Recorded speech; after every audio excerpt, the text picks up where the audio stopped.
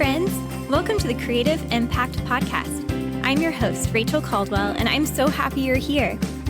Each episode, I take some time to chat with fellow artists about life, faith, and the impact of the arts.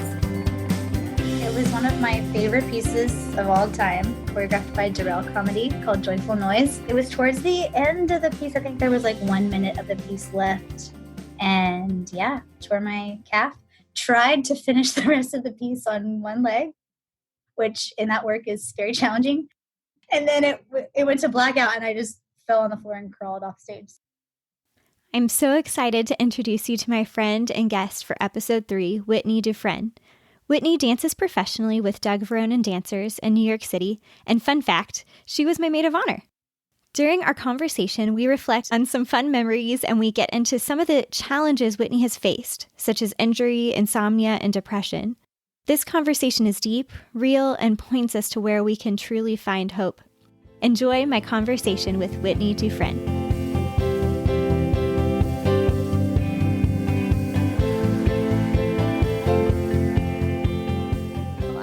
Excited to talk to you and to get to hang out with you for the next hour. Super excited. I know. So for our listening friends who are just to kind of give a little background. So Whitney and I met in college, but it feels like I've known you my whole life. That's the weird part. It does. We were RAs together in college. I have a memory of many late nights with you and Anna trying to work our way through research papers and dance history. Yep. And we would take breaks with planks. Oh, that was the best. Trying to wake our brains back up. And so we're like, oh, if we do plank, our blood will start flowing more. And connect to our bodies. Yeah. So and one of my favorite memories, as I was thinking back over our very life-giving friendship, was your wedding.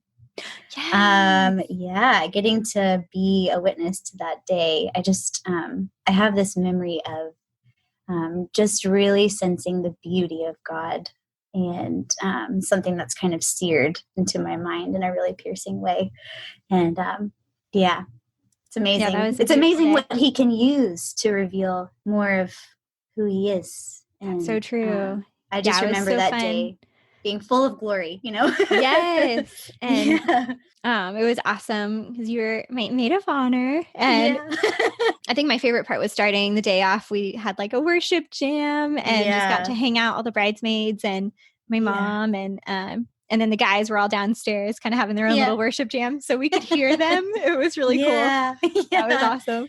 We got to pray over you. And I just remember, this is kind of a fragmented memory. It's just I see the moment and I don't know what happened before or after, but I cannot unsee it.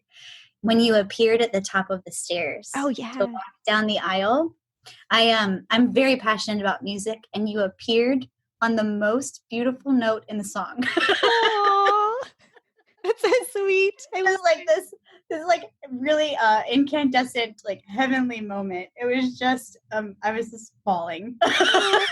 I have to admit that I'm pretty sure, because Ben picked that song, and I'm pretty sure he kind of choreographed it. So I knew what moment I was supposed to come out, He knew the moment he wanted to see you. Exactly. It was the most beautiful note. He did good. Yeah, he did good. Good job, Ben. Love it. We love Ben. Yes, we love Ben. He's great. You'll probably learn more about him throughout this whole podcast journey. Yes. Little snippets here and there. Yeah. Super fun. But those are some awesome memories. And I remember we went to the Doug Varone intensive together, which we'll probably talk about later. That was super cool. So speaking of, what are you up to these days? I know it's a little bit strange right now because we're all in the midst of a pandemic. So we are. But before the pandemic began, I live in New York City and dance for an amazing man named Doug Varone. I'm a part of a company called Doug Varone and Dancers, and I've been working with Doug for a little over 4 years now. And that's incredible. Yeah. And so I live in Astoria, Queens, and dance for Doug, and I go to an amazing church up there called City Light, and I'm a part of the worship team, which is one of the greatest joys of my life. And I do a lot of babysitting. Oh, I that's love fun. children. Yeah, I love children. And so childcare is a huge part of my heart in every way.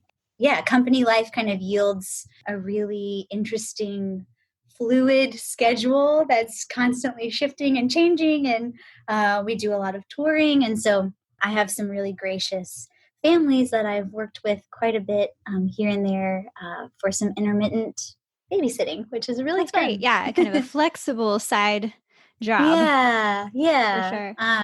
absolutely. I love all of my kids. They're amazing. I'm curious to know where your journey as an artist and as a dancer got started. And I know you're not just into dance, but if you want to kind of go Yeah, into you as an artist and where that all started. sure.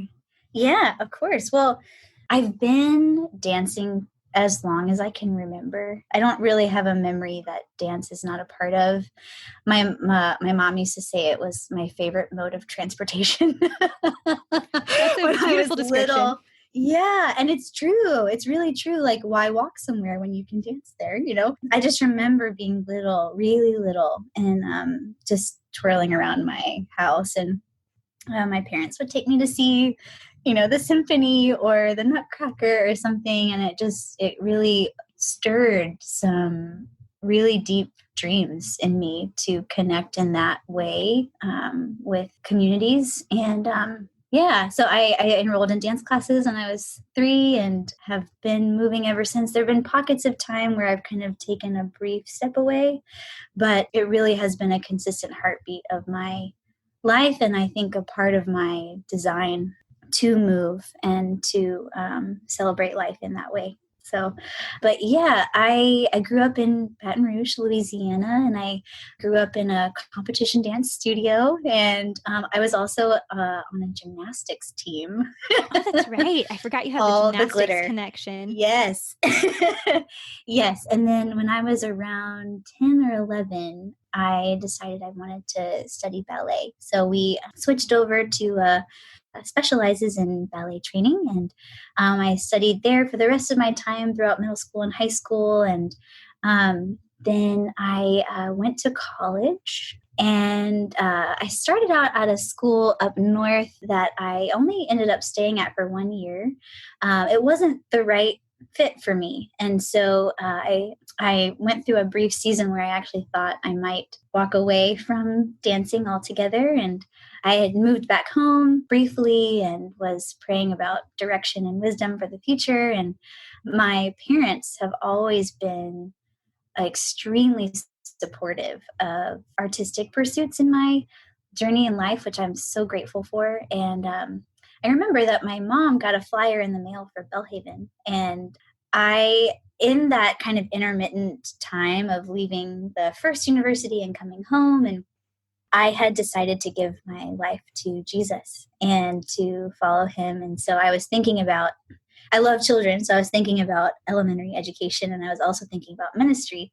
And I had decided that I was maybe going to leave kind of any kind of professional pursuit of the arts over here and go in a different direction. And Right. my mom was just convinced that I wasn't done yet. And so she was really encouraging me to just consider. And Belhaven, as some people might not know, is a Christian university, and they have an amazing dance program. And so she knew that I had wanted to dedicate my pursuits to the Lord, but she also wanted to encourage me to keep dancing. And so she wore me down. I was very hesitant to go, but because I hadn't danced in over a year. Right. Can I just say I'm grateful she did?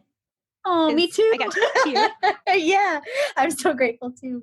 But yeah, I hadn't danced in over a year, and there was an audition, and I was really nervous. And I have a memory of Laura Morton, who Oh, is an yes. incredible professor at Belhaven, and she taught the ballet portion, and she prayed for us before the audition. And I just remember I had never encountered an environment where my faith and my art just existed so peacefully and in tandem together as one.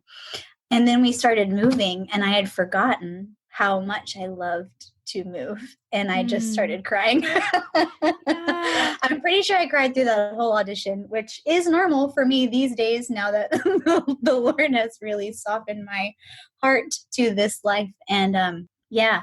But anyway, so I fell madly in love and transferred to Belhaven and finished my undergraduate degree there. And intermittently through my collegiate journey, I went to the Adeum summer intensives, which are in Houston. Yes. It's a really amazing company there, faith-based company, and fell in love with the director, Randall Flynn, and his work and the vision and mission of the company.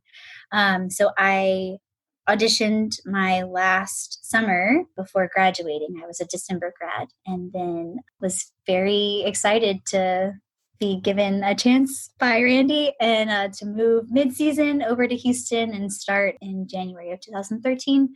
And I danced for Randy for 3 years, living in Houston and teaching dance. And yeah, then what happened next? That's right. Yeah, because you did a good bit of traveling after that, didn't you? I did. So I think, can I save Doug till later? A Yeah, little bit totally. later after talking about this? Because the history with loving Doug's work is It's kind of its own story. it's its own story. It is. Totally. And in terms of leaving Houston, it was very bizarre. You know that feeling when you're moving houses and everything is in boxes? Yes. And so it's like a familiar space, but it's also like, you're preparing to leave. Well, it kind of felt like that, but like in my spirit about Houston. And I loved my life there. I loved dancing for Randy. I loved teaching for the studio that I worked for. And I was unsure why I felt provoked that change was coming. But yeah, I asked the Lord where we were going, and he didn't answer me. And so I was like, okay. Right. I'm So I just suspended here. yeah. I was like, I knew I was supposed to leave. He had confirmed it in different ways. But I didn't really have direction for where we were going. So it really was like a day by day, like asking him, where should we go today? And sometimes it brought me to very unexpected places. And I did do a lot of traveling that year, and but eventually found my way into New York. So yeah. Should I tell the Doug story or should I wait? Yes. That would be I should. awesome. Yeah, Okay. I would love for you to tell it. Okay. So when I was in college at Belhaven with you, Woohoo. the second year or maybe second semester that I was there, one of Doug's former dancers named Ryan Corriston. Shout out If to you Ryan ever, Corson. yes, if you ever have the chance to encounter this man, take it. He is incredible. So he came and I think he choreographed a piece. I was not a part of the piece, but he taught a week of classes. And my kind of history with dance in a nutshell was that I really ferociously loved to move, but I always kind of had this very like square peg round hole. Like I didn't really know my like movement home, or like what my own artistic voice was, or if I had one, or like, kind of where I fit in the very large but very specific world of dance. And I always kind of had this like love-hate relationship with ballet.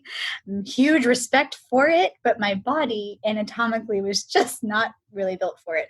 And so I kind of had this friction as I was growing and studying and learning. And when Ryan came and he taught this week of classes, there was like this little key just like unlocked something. And I was like flooded with all of these revelations just about who I was structurally and emotionally, and how my heart and movement connected and came alive. And it was almost like I was taking these classes and I was like, I think I know who I am. And yeah, it was really strange. It was, I describe it sometimes like putting on an old pair of sweatpants. Yeah. I hadn't been trained in this form, this very specific form and way of moving, but it felt like it was mine. Like it felt like I was built for it. Right. And again, with the crying, I just started weeping my way through these classes, just feeling myself come alive in a way that I had never, ever experienced before. And I just went with mascara stained face to Ryan, up to him after class. And I basically was just like, what is this? Like, I want to do this. Like, what is is there a name for this? You know, like, Right. what's this called?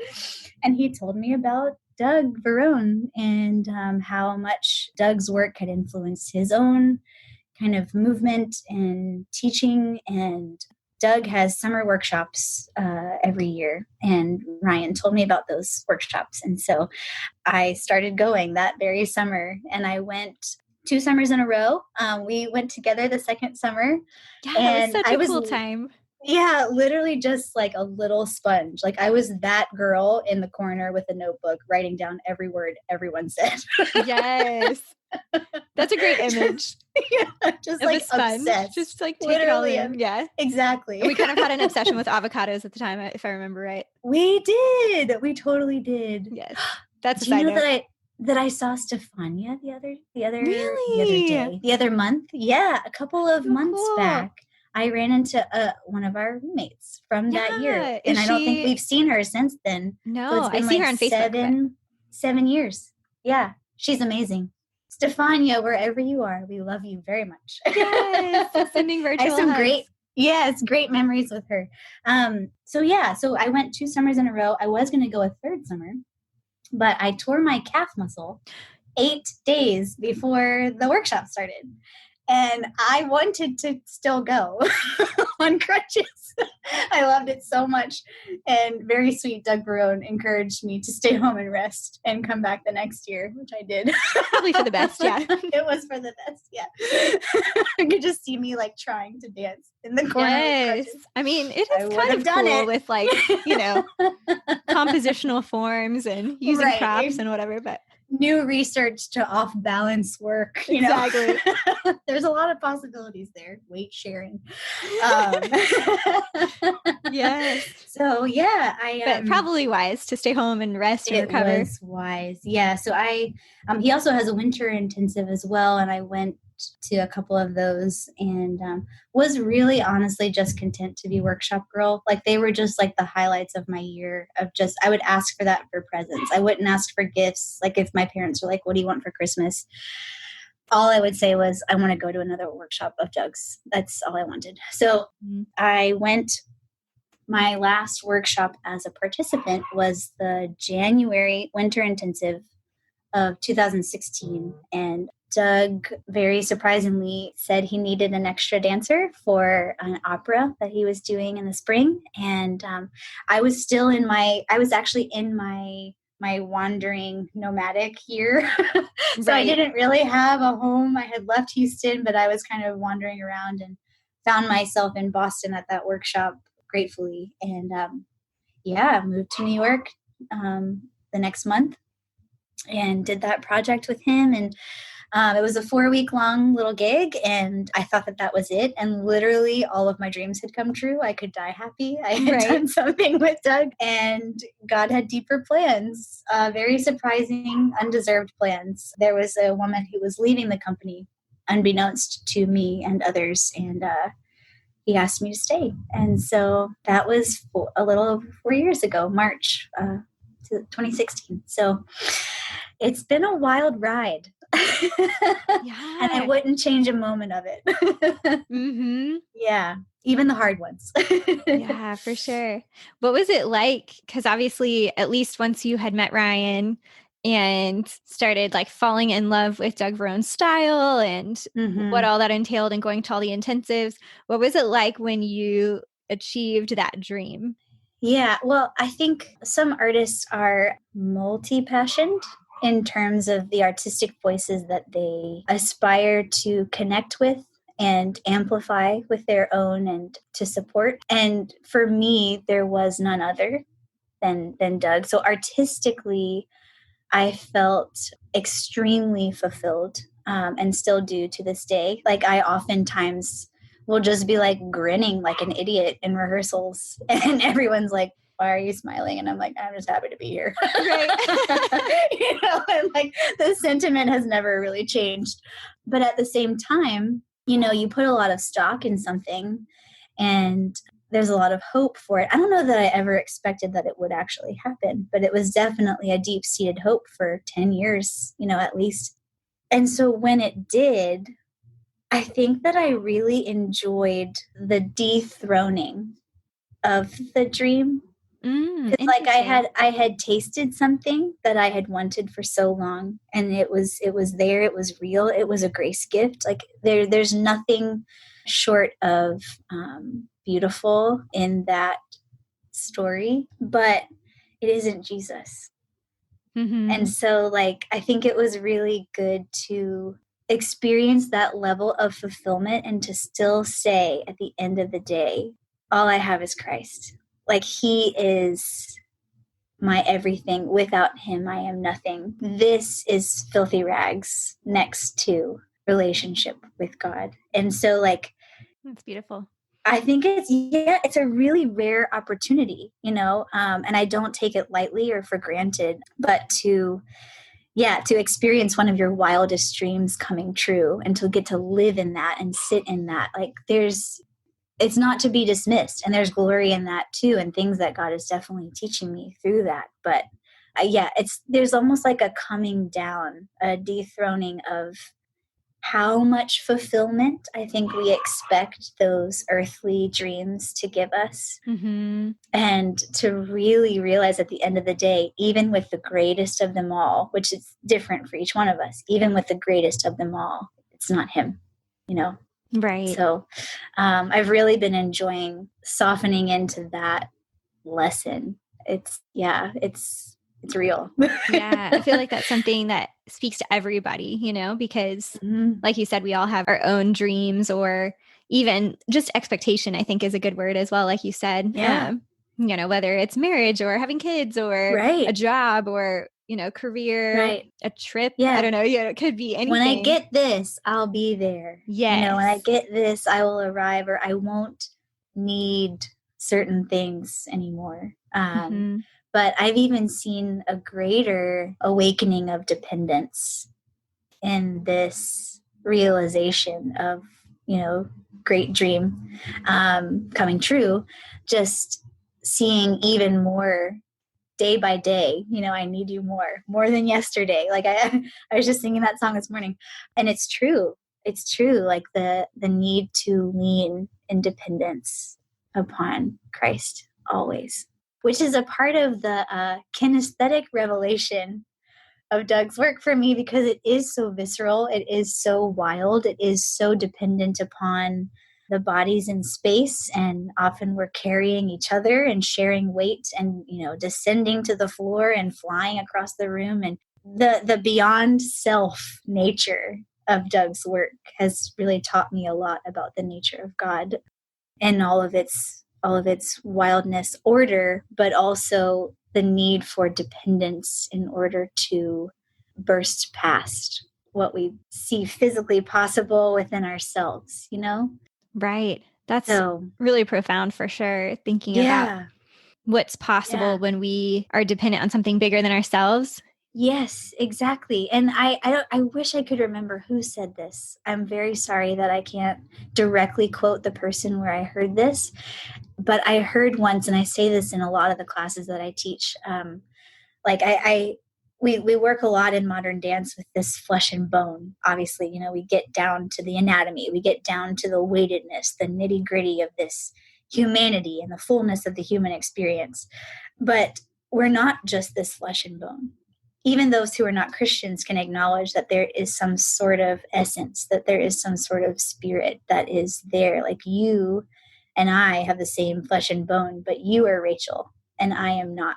I am Whitney and you are not. And there's these defining things that make us who we are that is beyond flesh and bone. And so the quote was, "That which moves through me is greater than me. Therefore I can do things that not only the world did not expect, but I did not expect." Because there is this other, quote unquote, other that is moving through the breath, the life, the essence of who we are. And so I think that is experienced in a very tangible way in Doug's work, which I've really enjoyed sitting inside of these last 4 years and having my mind blown every day. Yeah.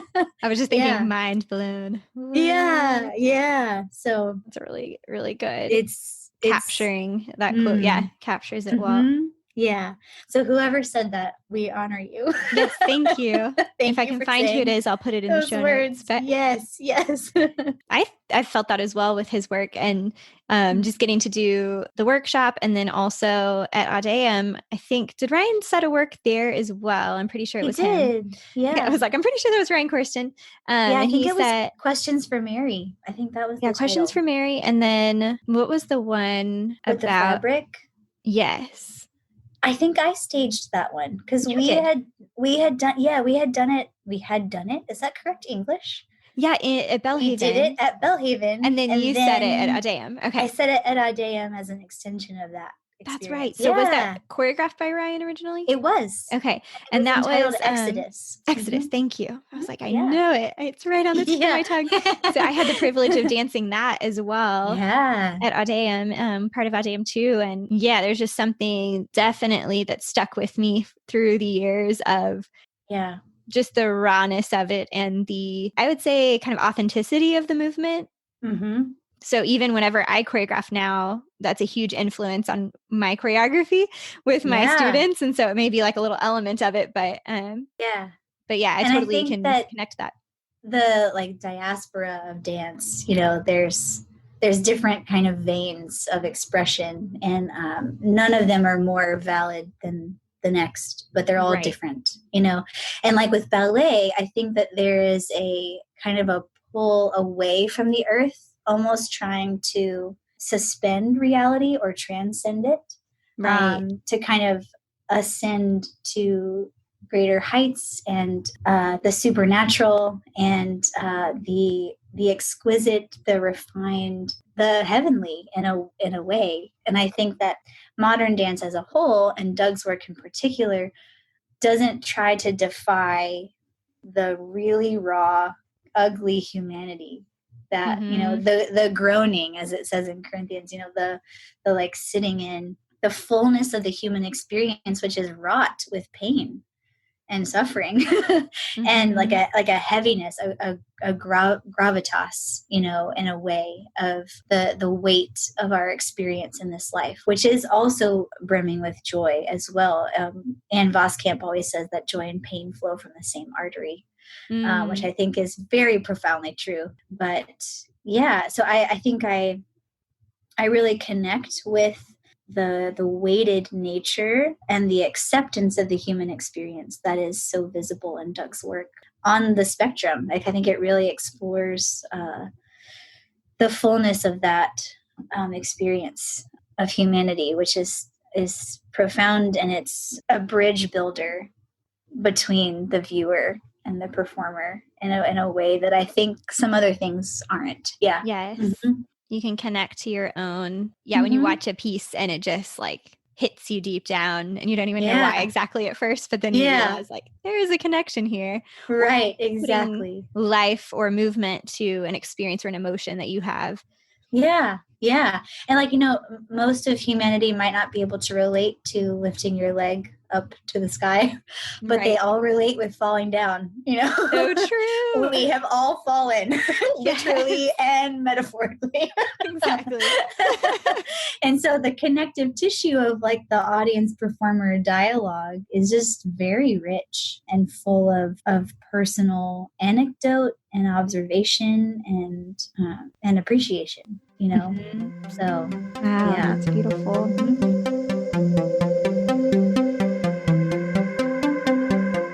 I wanted to take a brief pause from my conversation with Whitney to let you know about our Patreon community. Patreon is a platform where you can support artists and help them continue to create through your monthly donations. You can help support the Creative Impact Podcast by becoming a patron, and when you do, you'll receive access to our exclusive Patreon community and behind-the-scenes content. Your support helps us reach more people with the show and bring purpose and hope to artists around the world. You can find a link to our Patreon page on our website, or you can search the Creative Impact Podcast on the Patreon website to learn more. I would love to have you join our Patreon community. Now back to my conversation with Whitney.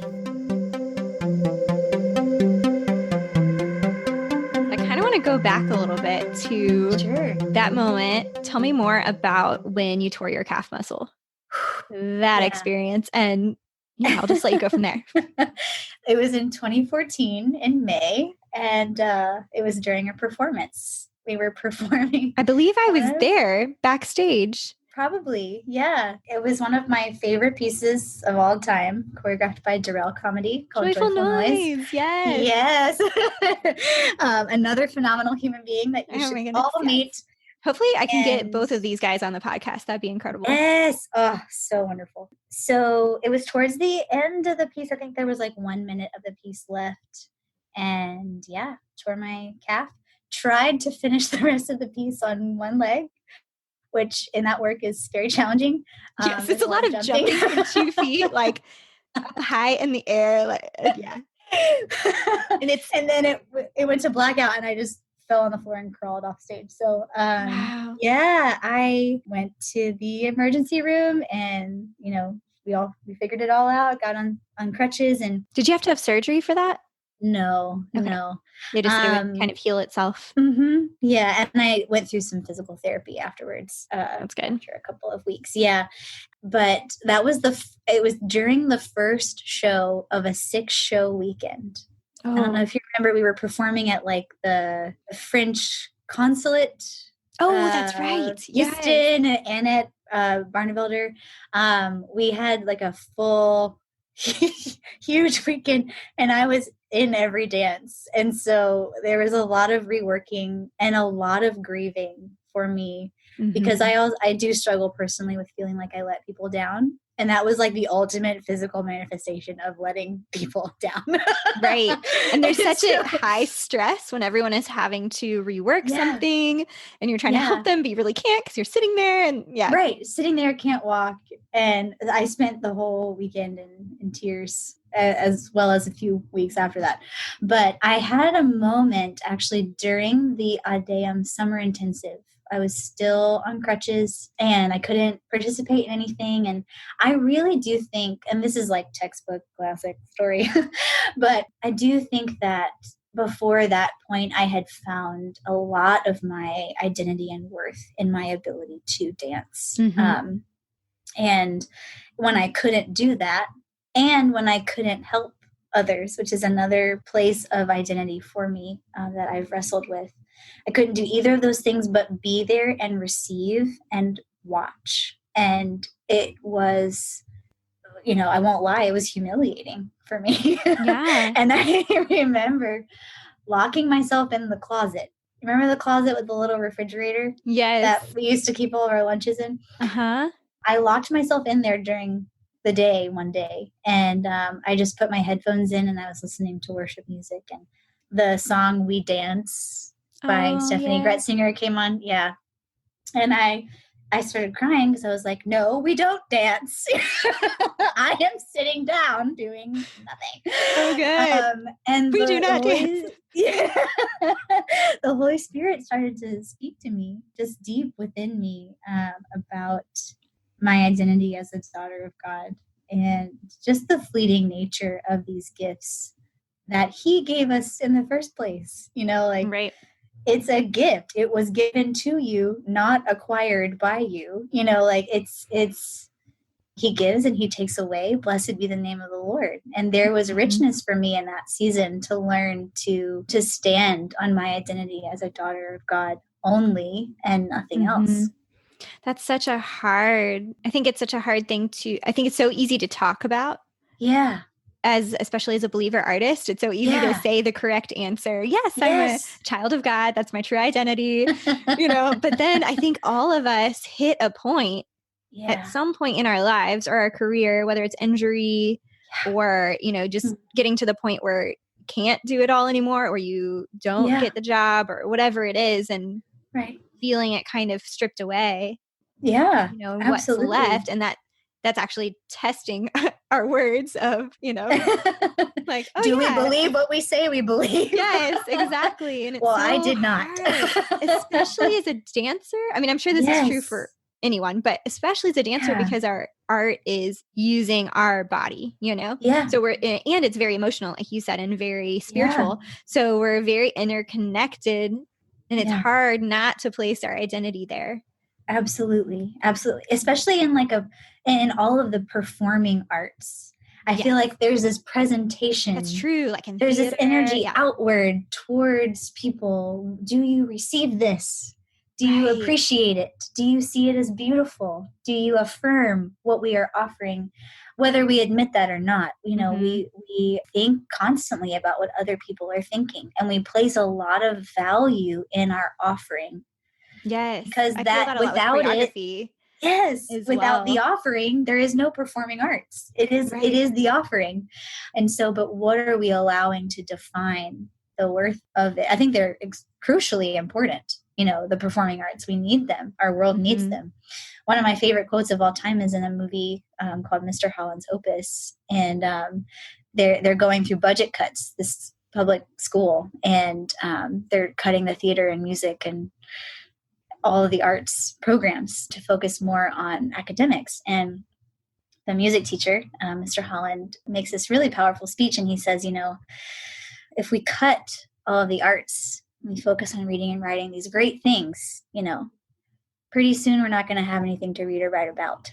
And it's just, you know, the arts carry the fullness of the DNA of what it means to be alive. You know, I think they're extremely crucial for our world. But as performers ourselves, where do we find our affirmation? Where do we find our acceptance that the offering is good? I am working on a song. I'm not going to sing it for you today. It's in its baby stages. Gotcha. But maybe the next time. But it kind of is working with the concept of this phrase that I've been meditating on. In talking, the word you in this statement is referring to the Lord. It's from you, it's for you, it's to you, and it's with you. And so all we are is his to begin with. And it's all from him. It all came from him. It's all for him, all of it. It's all to him in worship. And it's all with him. We cannot do it alone. And so, yeah, that was a really profound, I think the fruit of that statement, the truth of that statement my eyes started to be open to that actually in that season of being injured. And, you know, right before going to the place where I wanted to go so badly and to be affirmed in my pursuit and to be seen by Doug and, you know, to be, affirmed as an artist. And so, in the end, God does not need us. Yeah. You know, he's self-sufficient. He is and he's God, in community with himself. There's 3 in 1. Yes, exactly. Yeah. So mind-blowing, but very amazing. And it all like makes sense and it's hard to like get our minds around at the same time. But the idea that he doesn't need us, that he wants us. I know there's a worship song about that as well, but like that he wants to be in communion with us and kind of co-create with us. That's a word, but like create with us. And how it's just super amazing. And that's what it reminded me of when you're saying those lyrics. And it's interesting. I'm so sorry. I'm so terrible. Forgetting who said this. It's very profound. It was not me. Okay. Just know that it's not originating from me. Credit where credit is due, whoever you are. But it's almost like the Lord in his own community is loving each other, you know, the Holy Spirit loving the Father and the Father loving the Son loving the Spirit. Like it's this love song that's shared in communion with a whole and complete and marvelous and holy God. And it's humanity that is the melody, that is almost being kind of like sung and tossed back and forth in the triune God, to experience his love of nothing of our own. You know, like we just get to participate and to see and to worship and to rest in this glorious God that we're just being tossed from one glorious love into the next, you know. The love song of humanity, you know. He wanted to sing it. Wow. Yeah. He wanted to sing it. And he's still singing really over us. And he's ultimately the creator, you know, and then kind of patterned in his image to create. Yeah. So good. Wow, that's really he's so super beautiful. Deep. Love it. So I know obviously injury seems like a low point. Would you say that was your lowest point, or do you feel like there's been I feel like another low? I don't know. I think, I mean, obviously life is not linear, and there have been definite valleys that have come in different pockets, but that was a huge low point. And the remainder of that year was very challenging, not only because of the injury, but because of a huge problem with insomnia. So I've struggled with sleep for many, many years. And, you know, it kind of comes in waves of the severity of it. But that year in particular, from 2014 to 2015, was the worst it had ever been. And it hasn't been that bad since. It was very, very bad. I could probably count the number of hours per week of sleep on one hand, like per week. Wow. And it lasted, it like didn't lift. It like, I tried so many things to bring some sort of relief. Got lots of tests done, you know, tried all these different supplements and medications and things like that. And prayer, of course. But yeah, I remember kind of walking through that year. That was my last year at Adeum. It was a really rough year for me. And I'm so grateful for Randy's patience and the patience of my community that loved me so deeply, even though I was barely a shell of a person walking around, because we were dancing all day and then I was teaching all evening and then not sleeping at all and experiencing a lot of not getting any like recharge, you know, that your body needs to have the energy to do that. So you're just continuing to run on empty. And I was also experiencing a lot of spiritual warfare in that time. The nighttime and the darkness, there were just a lot of challenges mentally and emotionally. And I mean, I have memories of like asking my students if I taught a class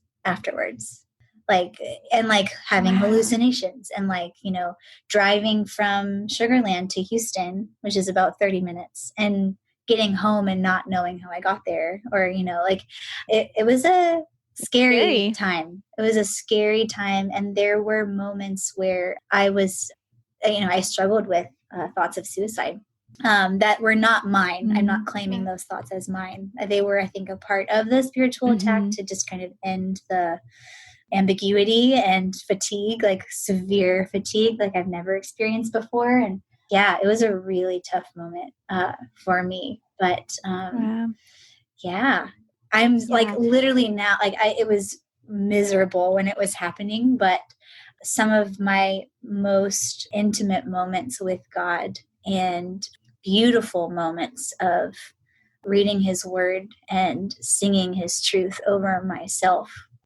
were, you know, they're moments I would never, ever trade, and brought a depth and intimacy that I would not have had I not needed him to literally take another breath, you know? Right. Again, kind of circling back to that dependency as well. And I know statistically, I don't know what the exact statistics are, but I know that that alone. Oh, totally. Obviously insomnia, but also with thoughts of suicide. And so guarantee it, there's going to be somebody listening that's walking through a season like that who feels in that place of like, can I make it? Am I going to make it? And I would love to hear, you know, is there anything you'd like to speak to that person? I don't really have any answers except for the, you know, the very Sunday school answer of Jesus. But it really is, we cheapen it as saying it's a Sunday school answer, but it is the only answer that I have. And I just remember the Holy Spirit speaking to me in that time of take one more breath with me, just one more. And then after that one saying, okay, we're going to take another breath together. And like this similar concept of placing one foot in front of the other, we hear that a lot. And so I don't think we honor that statement very much. We're like, oh yeah. You know, I've heard that a million times, you know, the things that we hear so many times, we hear them so many times for a reason. Repetition is one of the most powerful tools in Scripture. And he repeats them for a reason because we need to hear them again and again and again and again. And Yeah. And so the concept of, I'm not going to look to the right or to the left. I'm going to keep my eyes on you, Lord. And I'm literally only going to look at you, talk about you to myself and to others. And I'm going to take another breath with you. And I don't know how I'm going to make it through it, but I'm not going to. You are going to. Be still, the Lord will fight for you. You know, I think that we can't understand that scripture unless we're in a place where we cannot fight for ourselves. And so those moments of severe weakness, I think I've learned to feel extremely grateful for them, which sounds bizarre, but it's, Yeah, we so often want to avoid pain oh, or sure. avoid weakness. Yeah, it's in our human nature to be like, run away. Yeah, swim away. But yeah, I think it's really easy to be very grateful after the season is over. Because like for me, I still have a lot of challenges and I still struggle with sleep, but I'm in a very different place than I was in that year. And so it's easy for me now to be like, I'm so grateful for that time, but if you're in this moment, I challenge you to release Thanksgiving now before the breakthrough comes. Release Thanksgiving now, and to read the story of Job. I'm just so in awe of the story of Job. This righteous man who loved God, who had all of this suffering, and the way that he responds to it, and the way that he chooses his yes to God and to worship in the middle of that. I think that is fertile. Yeah, that is fertile ground. Definitely link to that. Yeah, also. That's the fertile ground where the good stuff happens, in intimacy and exchange with the heart of the Father. But it's a really tough place to be in. There were a lot of days I wanted to give up, and there were a lot of days people told me not to give up, and I wanted to punch them in the face. So I understand if the words I'm saying are not welcome. But I would just encourage you to lock eyes with the Father, read his word, allow it to wash over you, and commit to taking another breath with the power of the Holy Spirit inside of you. That actually makes me think of a follow-up question to that, which is for someone who's a friend or a family member of someone that's walking through depression or even anxiety and things like that. You were saying you want to punch them in the face, which I totally get. I tend to be like optimist over here, it's gonna be fine, it'll be great, But what is maybe something practical or, that those people can do for the person they love? I would say that oftentimes as friends, I think we know what someone else needs without asking the Lord to show us. And so I think before approaching someone with a quote unquote solution, it should be birthed from a place of looking to God and saying, what do you have for this person? And do you need me to be involved at all? Oftentimes we just want to be the one. We just want to be the one to bring relief because that feeds our own ego, But being, we soften and humble ourselves to ask the Lord what he is doing in this person's life. And he might show us something and he might not. And I think there's a lot of power to sitting with someone and not trying to rush what is naturally happening to them, but to even just to affirm your love through your presence, to not underestimate the power of that. I think we are very, what's the word I'm looking for? Like results oriented, like we're looking for the words or the gestures or the reactions, or like we're looking for like evidence of something working, quote unquote. But even if there's very little physical evidence that your presence with them and commitment to them to remain sensitive to walking through that season with them, even if you can't physically see this grand transformation, not to underestimate what God can do inside a person. So, yeah, it's really hard because we want to help and we want our, hands on right away, like what can I do? What can I do? What can I Yeah. do? What can I do? Which is like, it's totally my personality too. If someone's suffering, I want to take that burden away. Like, I think that's a really good and pure intention. But Mm-hmm. sometimes, the Lord doesn't want to lift the burden. He wants to be their peace inside that moment. And that reveals more about his nature and his relationship with them than if it just magically went away like a genie, and so I think, yeah, I don't know. Does that answer your question? Sort of. It does, I'm still learning. definitely. And I think that's super helpful. Right. We're all in process for sure. I think that's super helpful. I think it will speak really to so many people, and myself included, how do we, just from the perspective, knowing what you've walked through, like, what actually means the most. And I think that's going to be super, super helpful and speak to a lot of people. So thank you for your vulnerability and sharing about that. Anything about my life that can point to the faithfulness of God, there's nothing to hide. It's I think there's a lot of power in testimony and vulnerability. So thank you for allowing me to share. This has been so fun.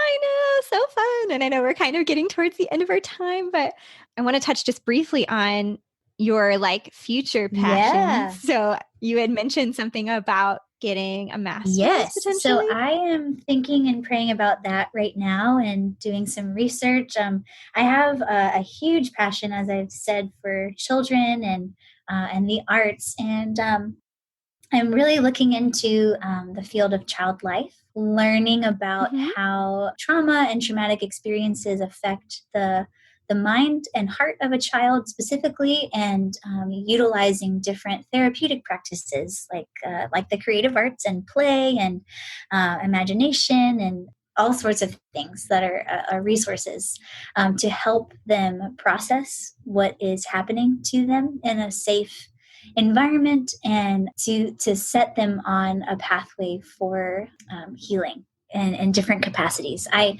actually had a dream where I saw a child who was kind of walking along this path with an arrow kind of escaping from them, leading them in the direction that they were going. And a traumatic event happened. And it kind of birthed these two different arrows that were going in opposite directions. So there was the arrow in front of them that they had been trying to go on. And when the traumatic event happened, that arrow went away. And two other arrows kind of birthed in almost like left and right, kind of like there were two pathways that they could go on. It's not that simplified in real life, but it was just this image that was very powerful in this dream that I had. And without processing the traumatic event and stuffing it down and ignoring it or trying to kind of put a Band-Aid on top of it, they walked down one of the paths. And with counseling and the creative arts to help them express and process their pain led to healing and breakthrough and freedom. And the child started walking on the other arrow. And it was basically just, I took that to mean that the decisions that we make, the therapeutic processes that we allow ourselves to need. I think there's a lot of pride that we don't need them. But we do need help, and we do need community to come around us and to help us process, especially for a child who doesn't understand what has just happened to them. And it can really affect the trajectory of a life. And the foundation that is laid in those formative years. And so being so passionate about the arts and having now 30 years of of experience in the arts, and seeing their beautiful power in the hand of God and what they can do in the life of a person, as I've seen in former students and in myself and in colleagues. I think the bridging of the two, really specifically looking into movement and music therapy, but in relation to child life and development, to serve children of all different places and experiences and all different types of trauma. I cannot prevent trauma from happening to a child. Wish we could. I wish we could too. I really do. It's gonna happen. There will be suffering in this life, but I want to come alongside them and not let that moment define the rest of their future. That's beautiful. And it does perfectly just combine your passions, you know? So just encourage you in that, and so excited for those pursuits, and we'll be praying for you. Thank you so much. What God has for you for that. So last artisty related question. So kind of like I said earlier, but more generally, you know, is there something on your heart that you would like to share with other artists out there? I know that you and I have talked about this before, but something I've been thinking a lot about as I have been in the last couple of years, we have a huge opportunity to work with college students around the country, which I love with all my heart. It's so wonderful to speak to next generation artists. Many of them come and ask questions about New York and moving to New York and doing the thing, you know. The thing, exactly. I think it's a misconception that a lot of young artists have, that in order to, I'm using air quotes, do the thing and make it as an artist, you have to go to New York. And I just want to encourage everyone that New York is not the only place where exquisite artistic communities are existing and thriving. I know it might seem a little bit oxymoronic for a New York artist to be like, don't come here. But that's not exactly what I'm saying. Right. We do need, you know, passionate people, you know, in New York, and it's a great place to be. But if it's not where you're called by God and purposed by God to go, it's, you know, it's stepping forward because you think it's what you're supposed to do from a societal standpoint, rather than obedience to God and his leading in your life. I think it's a little dangerous, because it is a very challenging place to live. And without the calling of God and walking forward in obedience and under grace, like it would have swallowed me whole. In many different ways. And so I would just encourage a lot of prayer going into the decision making process of moving forward towards a move, and asking yourself why you are doing what you're doing. Is the Lord leading you there, or is this something that you think you need to fulfill by the earth standards of this is where artists go to make it happen? And also, too, opening our eyes to see all of those other communities around the world that are growing and need workers. They need workers for harvest, and it's for real. Yeah. And some really exquisite things are happening in these pockets and places. And so expanding our minds about what success looks like as an artist. And that also makes me think of, along a similar vein, I think in our current time, the model of the company, the dance company, is kind of dissolving in a way, and it has interesting. Been. And the emergence of freelance artists is kind of at the forefront. People are doing much more project-based things and kind of moving around. And there's, you know, in our nation, in our world, there's a huge wave of individualism and serving the self and defining your own voice and making your personal mark on the world. And while there is such beauty in that, and there is validity in that, and that is needed, I also don't think we should belittle the alternative to quieting your own voice in a certain way, to partner with another voice and to strengthen that voice that exists and to make it louder. And so that's kind of how I feel about choreography in a way. People are like, do you just want to like make stuff all the time? And I'm like, not really. If I feel like I need to, if something needs to be made that is not being said, not being present in this world, then yes, I will feel a fire in my belly to make that. But I'm not just gonna create randomly. I don't really believe in random things, but I'm going to use my resources, time, and energy to join with someone who is speaking something that I believe in. Does that make sense? And so like there's I think this little dance, this little internal dance that we can go on of validating the individual voice and making our mark on the world, but also seeing the power in joining a team and having a vision larger than the self and laying the self down. I think that there is great power and revelation to be experienced in that as well. And we need both. One is not better than the other. I just think one is glorified in our day today more than the other. Totally makes sense. And communities are disbanding, and it's more of these like isolated people who are kind of doing their own thing. And many of them have very powerful voices. Right. And I'm wondering, just finding the balance and value. Yeah. And I'm wondering what would happen if others around them believed in them so much that they joined that voice and made it stronger, made it louder. Right. How powerful. Yeah. The unity that is in that. Yeah. Yes. So love that. Yeah. Thank you.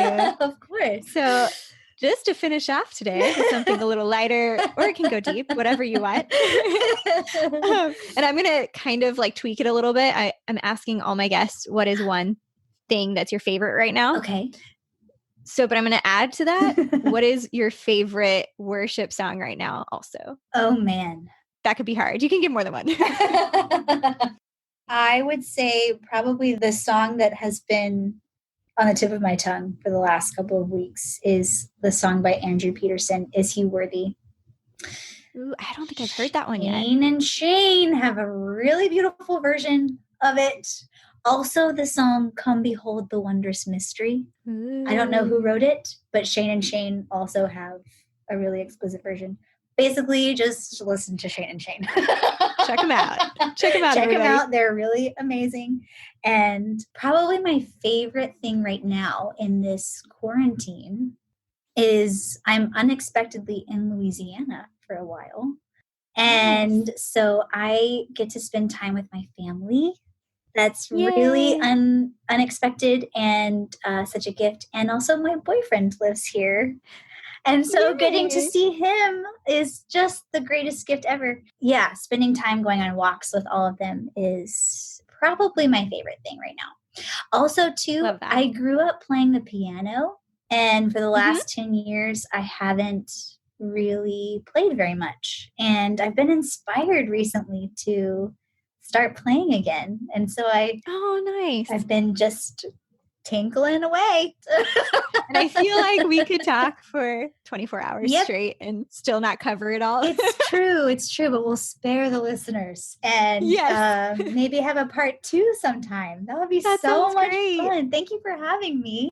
Yes, thank you so much for doing this and sharing your heart with people, with everyone that's listening. And is there anywhere that people can like find you or follow Doug Varone and his work? Yes. So I personally am a technological grandmother, and so I don't have very many technological connections. I am on Facebook, which I would love to be your friend. You can definitely follow Doug Varone and Dancers on both Facebook and Instagram. And we have a website that is www.dovadance.org. That's DOVA. And then the word dance.org. Beautiful. Well, thank you so much, Whitney. I love you. I love you too. Hope you have a great rest of your time in Louisiana. Thank you so much.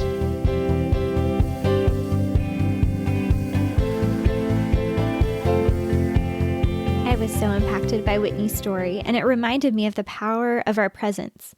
You can find links from the show and the full show notes on our website, www.creativeimpactpodcast.com. Next week, my guest on the podcast is Randall Flynn. Randy is the founder and artistic director of Audeum Dance Company.